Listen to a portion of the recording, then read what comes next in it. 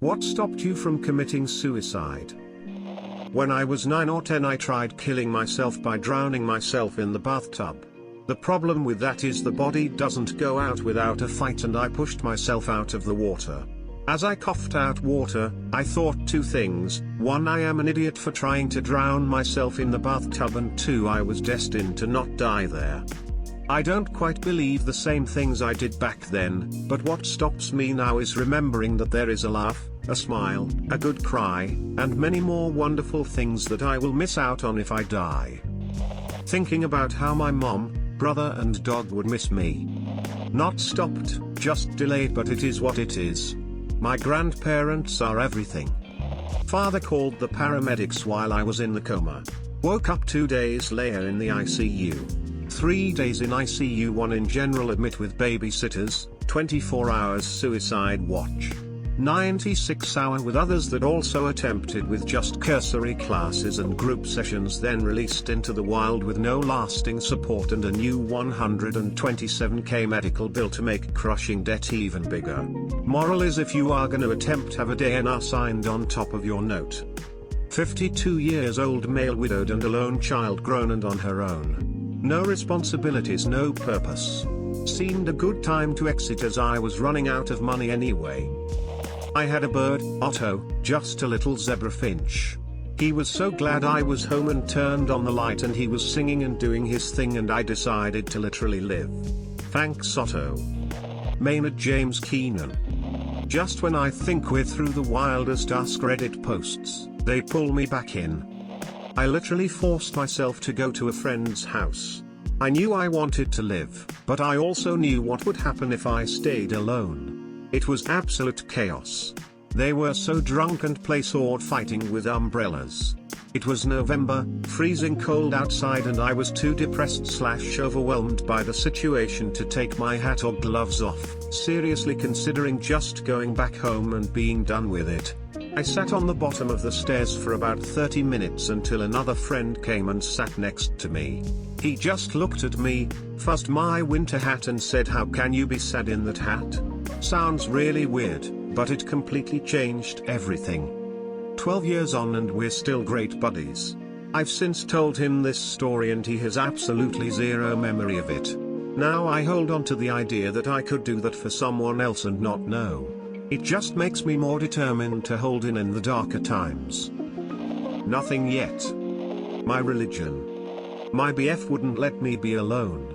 He guarded over me so I wouldn't hurt myself for weeks until he got me treatment. I still wanna die, but he's still my guardian angel. At the very least, in the meantime, I can work to give him a good life. I'll welcome the answer to that. The night before I was going to do it, I had my best friend and my cousin over. My friend had 10-year-old codeine that his brother was prescribed when they were younger. He brought it over more for a joke, but my cousin said that he would trade him 1/4 of an ounce of shrooms for it. My friend asked me if I'd do it, and I said fuck it.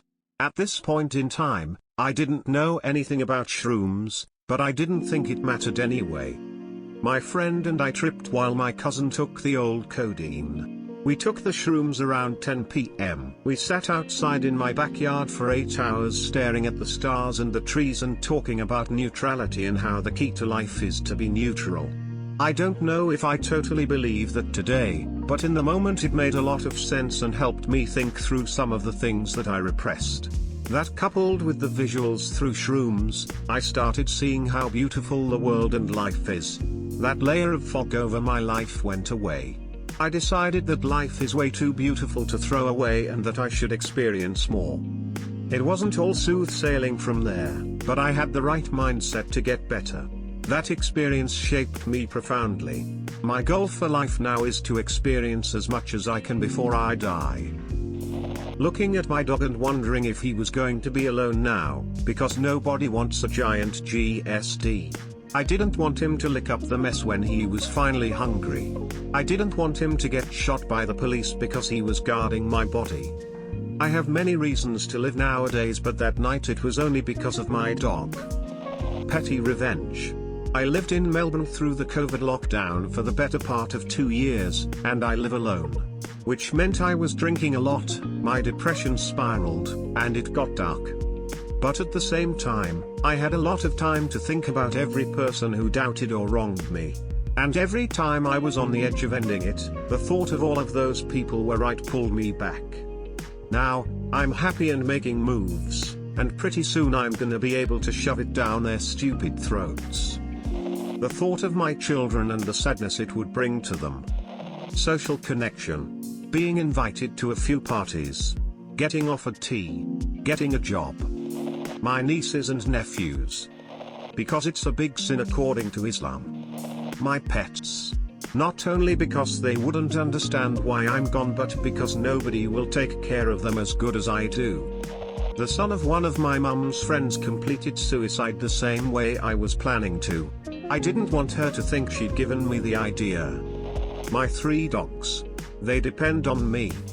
Couple years ago hit a really low point in my life and decided I was going to hang myself with my belt.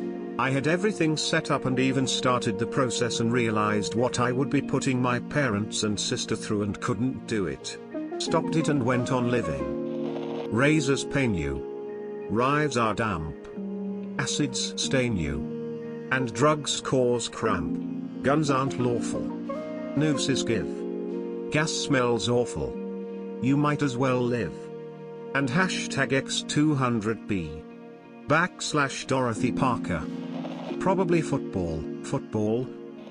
To be totally honest, my older brother, my friends, and my pets. My mom has depression. Being lucky enough for the thought to have never seriously occurred to me. My mom called the cops on me during a breakdown, and he pulled up as I was about to literally kick the bucket out from under me. I was trying to hang myself.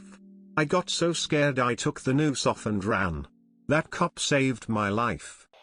My kids. I love my family, but they were not the real thing that stopped me. My saviors were my dogs. My family will know I'm dead, but my dogs will think I abandoned them, that they're not important for me, that I decided to let them alone. And I've always been worried about who will be able to take care, calm or spoil them like I did. Some people will not understand, but my girl saved me, and that's why I'm here today posting this. Failure twice. Cowardice the rest of the time. Suicide is not about the afterpain of the people left behind, it is about the person suffering. I've heard it called selfish. I would say it is the strongest form of self-advocacy one can take. I will take my down votes now. My friends, though they live far away, looking forward to meeting them helps, and my mom and her dog. Being nice to people. One day I was out with my mom and I some nice woman talked to about stuff in the store and I felt like I had to be nice to her. After going out a bit for a while it felt kinda good to be nice to people, and that's where I no longer felt suicidal. I felt like it was an obligation to be nice to all different kinds of people because it felt nice. People, please be nice to each other. Unless they are being mean to you. I find it funny but playing Among Us with friends. The thought of how it'd affect whoever had to find me now, my husband and 7-month-old son. Quitting my job and becoming freelance. Now, luckily my career has many opportunities, so I was fortunate to have that as an option. I should also preface that my job was not the cause for my depression, though I had grown tired of it. Loneliness and emptiness was. I found myself barely doing much as my work was fairly simple to do, which left me in somewhat of a mental paralysis where I was just numb and bored all the time. I'm also single, so if I'm not spending my time prioritizing romance or a career, then I have no purpose. Because I find it hard to form romantic connections with people, I decided to do what I thought was attainable and chase my career-based ambitions of being independent. This has given me a purpose and prevents me from being lazy and becoming mentally absent because, well, I'm solely responsible for my income now, not my employer. I still have bad days, but they're easier to deal with as I have a personal objective that helps to push me through it. I get that it may sound weird bringing stress into my life as a way to deal with depression. But for me that stress and responsibility is what makes me feel useful, like I belong, as opposed to mindlessly living out each day in relative comfort with no meaningful progression in sight or a feeling of presence. I could do with a companion though, so I am thinking about getting a dog as I've been around them my whole life. Legit, my cat. He's sick with cancer right now. My GF and I have been giving him medicine that's been helping him do better for the past year or so. If something happens to him, I'm going to be absolutely fucking heartbroken. He's been my best friend for about 13 years. My mum, my uncle and my therapist.